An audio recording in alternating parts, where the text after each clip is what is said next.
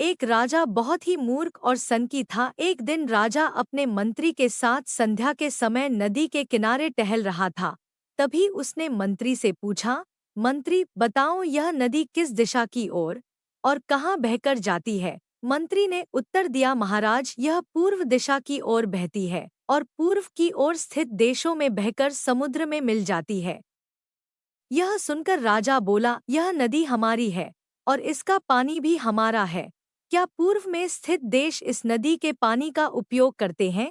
मंत्री ने उत्तर दिया, जी महाराज, जब नदी उधर बहती है तो करते ही होंगे। इस पर राजा बोला, जाओ नदी पर दीवार बनवा दो और सारा का सारा पानी रोक दो।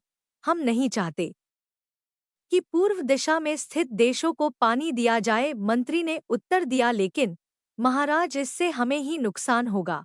राजा गुस्से में बोला, नुकसान कैसा नुकसान? नुकसान तो हमारा हो रहा है। हमारा पानी पूरब के देश मुफ्त में ले रहे हैं और तुम कहते हो कि नुकसान हमारा ही होगा। मेरी आज्ञा का शीघ्र से शीघ्र पालन करो। मंत्री ने तुरंत कारीगरों को बुलाया और नदी पर दीवार बनाने का काम शुरू करवा दिया। कुछ ही दिनों में दीवार बनकर तैयार हो गई। राजा बहुत खुश हुआ, पर उसकी मूर्खता की वजह से कुछ समय बाद नदी का पानी शहर के घरों में घुसने लगा। लोग अपनी परेशानी लेकर मंत्री के पास आए। मंत्री ने उन्हें आश्वासन दिया कि वह सब कुछ ठीक कर देगा। मंत्री ने एक योजना बनाई। महल में एक घंटा बजाने वाला था। वह हर घंटे पर समय के अनुसार घंटा बजा देता था, जिससे सभी को समय का पता चल जाता था। मंत्री ने उस आदमी को आदेश दिया कि वह आज रात को जितना समय हो उसका 2 गुना घंटा बजाए। आदमी ने ऐसा ही किया। जब रात के 3 बजे तो उसने 6 बार घंटा बजाया, जिसका अर्थ था कि सुबह के 6 बज गए हैं।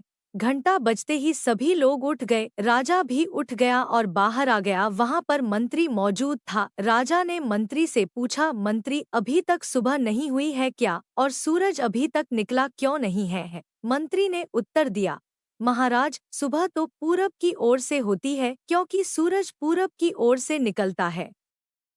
शायद पूरब के देशों ने सूरज को रोक दिया है। हमने उनका पानी रोक दिया था, इसीलिए अब हमारे राज्य में कभी सूरज नहीं निकलेगा। राजा बहुत चिंतित हुआ और बोला, क्या अब कभी भी हमारे देश में सूरज नहीं निकलेगा?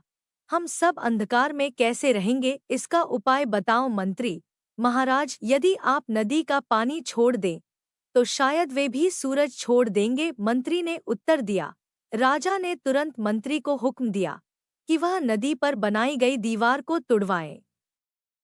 मंत्री ने राजा की आज्ञा का पालन किया और कारीगरों को आदेश दिया कि दीवार को तोड़ दिया जाए। कारीगरों ने दीवार तोड़ दी और जैसे ही दीवार टूटी, सचमुच सूर्योदय का समय हो चुका था और दिव्यमान सूरज चारों तरफ अपनी लालिमा बिखेर रहा था। सूरज को उगता देख राजा बहुत खुश हुआ और मंत्री को इनाम दिया और कहा, तुम्हारी वजह से आज हम फिर सूरज को देख पाए हैं। अब हमारे राज्य में कभी अंधेरा नहीं रहेगा। मंत्री ने मासूम सा मुंह बनाकर जवाब दिया, महाराज यह तो मेरा फर्ज था।